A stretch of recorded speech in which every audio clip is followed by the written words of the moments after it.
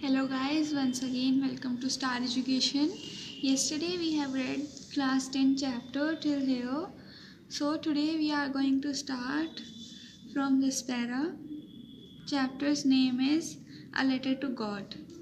So let's start. But in the heart of all who lived in that solitary house in the middle of the valley, there was a single hope, help from God. कल हमने पढ़ा था कि वो बारिश का इंतज़ार देख रहा था लेंचो, पर एकदम से हेलस्टॉर्म्स आ गए थे और स्टॉर्म भी आ गई थी, विंड चल गई थी। तो अब उसकी एक ही होप बची थी, that is the help from God. Don't be so upset even though this seems like a total loss. Remember, no one dies of hunger. वो सोच रहा था कि इतना अपसेट ना होना चाहिए हमें, क्योंकि हंगर से कोई नहीं मरता कोई नहीं मरता है हंगर से. He was saying that it seems to be total loss. वो लग रहा था जैसे टोटल लॉस है, पर हंगर से कोई नहीं मरता है. God is there with you. That's what they say. No one dies of hunger. All through the night, Lencher thought only of his one hope, the help of God, whose eyes, as he had been instructed, see everything, even what is deep in one's conscience. All through the night, he was thinking that God will help him. उसकी innocence बोल रही थी कि God will help him. Lencher was an ox of a man, working like an animal in the fields, but still he knew how to write. Lencher was an ox of a man, मतलब Lencho aux की तरह मेहनत करता था. जिसे aux field में मेहनत करते हैं, ऐसे ही लेंचो मेहनत करता था, like an animal in the field. But फिर भी उसे लिखना पढ़ना आता था. How to write, he knew how to write means लिखना आता था उसे. The following Sunday at daybreak, he began to write a letter, which he himself would carry to town and place in the mail. It was nothing else than a letter to God. Here's the point come. Chapter's name is A Letter to God. तो उसने Sunday को एक letter लिखा और town में जाकर खुद उसे मेल किया. वो कुछ नहीं था, सिर्फ अ लेटर टू गॉड था. उसने लिखा, God, if you don't help me, my family and I will go hungry this year. I need 100 pesos in order to sow my field again and to live until the crop comes because the hailstorm. He says, इसने लिखा कि God, अगर आपने हमारी help नहीं करी तो मेरी फैमिली और मैं हंगरी रहेंगे दिस ईयर. आप हमें और कुछ नहीं दीजिए, बस 100 पैसोस दे दीजिए ताकि हम दोबारा से अपनी फील्ड में क्रॉप ग्रो कर सकें, जो डिस्ट्रॉय हो चुका था हेल स्टॉर्म की वजह से. Pesos is the currency of several Latin American countries. It's written here in the book. He wrote to God on the envelope, put the letter inside, and still troubled, went to town. At the post office, he placed a stamp on the letter and dropped it into the mailbox. उसने letter के envelope के ऊपर लिखा to God और letter के ऊपर stamp लगाया और उसे मेल बॉक्स में डाल दिया और अपने घर चला गया. One of the employees, who was a postman and also helped at the post office, went to his boss, laughing heartily, and showed him the letter to God. Never in his career as a postman had he knew that address. जो वहाँ पे postman था और employ भी था जो help करता था पोस्ट ऑफिस में, उसने वो लेटर निकाला और उसे बहुत हंसी आई, क्योंकि उसने अपने कैरियर में ऐसा कभी लेटर देखा ही नहीं था जिसके ऊपर एड्रेस लिखा हो to God. The postmaster, a fat, amiable fellow, also broke out laughing, but almost immediately he turned serious and tapping the letter on his desk, commented. जो पोस्टमास्टर था, फैट फेलो था, ही ऑल्सो लाफ्ड, बट फिर एकदम से immediately उसे कुछ हुआ और उसने लेटर को डेस्क पर रखा. कमेंट किया, what faith, I wish I had the faith of the man who wrote this letter, starting up a correspondence with God. कि क्या फेथ है किसी का, क्या विश्वास है कि वह एक गॉड को लेटर लिख रहा है। काश मेरे पास भी ऐसा फेथ होता जैसा उस मैन के पास है जिसने ये लेटर लिखा है। So in order to not to shake the writer's faith in God, the postmaster came up with an idea.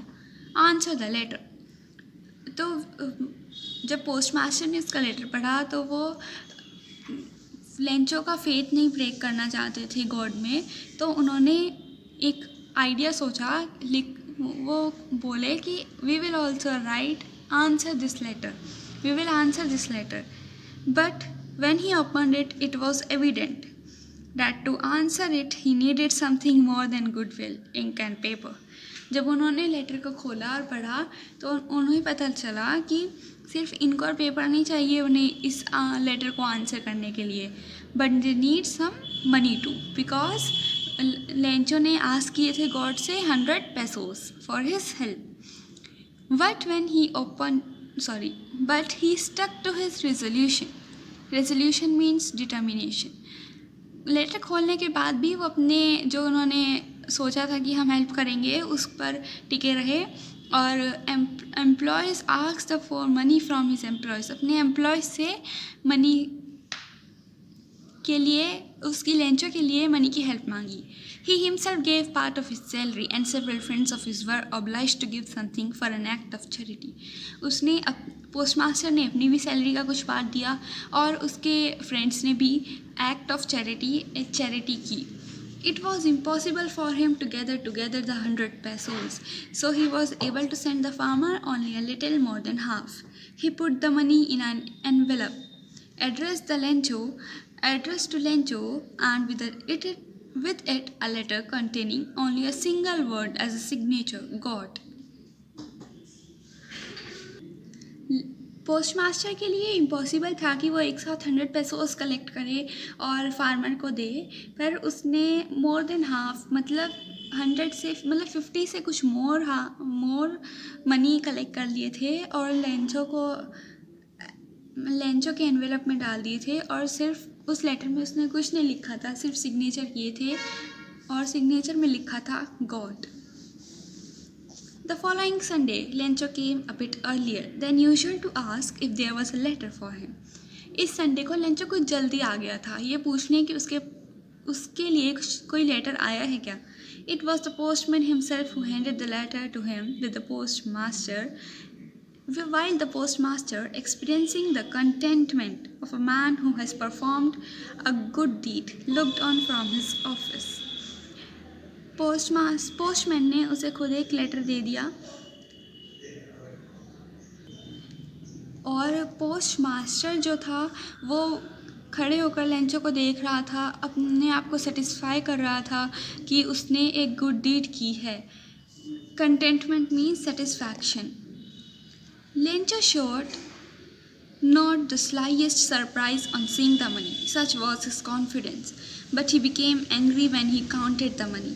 Lencho को थोड़ा सा भी सरप्राइज़ नहीं हुआ था कि पैसे आए कहाँ से, क्योंकि उसे इतना कॉन्फिडेंस था कि गॉड उसके लिए हेल्प ज़रूर करेंगे, पैसे ज़रूर भेजेंगे। बट जब उसने मनी काउंट किए, he became angry. Now see what's happened. God could not have made a mistake, nor could he have denied Lencho what he had requested. वो बोला कि गॉड काउंट करने में मिस्टेक नहीं कर सकते और ना ही जो लेंचो ने मांगा होगा उसकी रिक्वेस्ट को फेल कर सकते।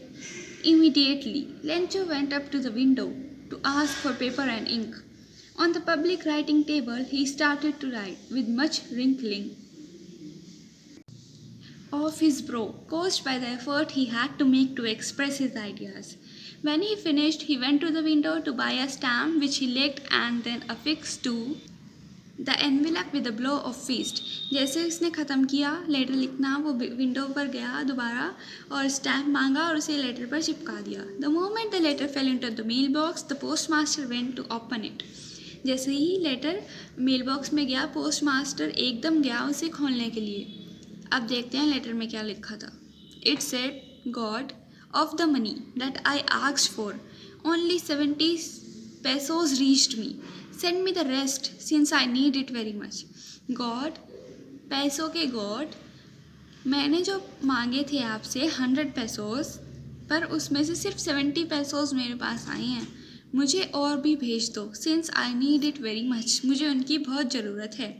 But don't send it to me through the mail because the post office employees are a bunch of crooks. Lencho, उसने क्या लिखा कि इस बार मेल से मत भेजना क्योंकि बस पोस्ट ऑफिस एम्प्लॉयज़ जो हैं बंच ऑफ क्रूक्स हैं। Bunch of crooks means dishonest, bunch of crooks mean dishonest people का एक ग्रुप है। Then he write Lencho. The chapter is finished. The end of the chapter is that the one who helped Lencho, he taught them to be the bunch of crooks. Hope you have understood the chapter. It was an interesting chapter. If you have any queries, please ask me in the comment box. Please like my video and subscribe my channel. Thank you.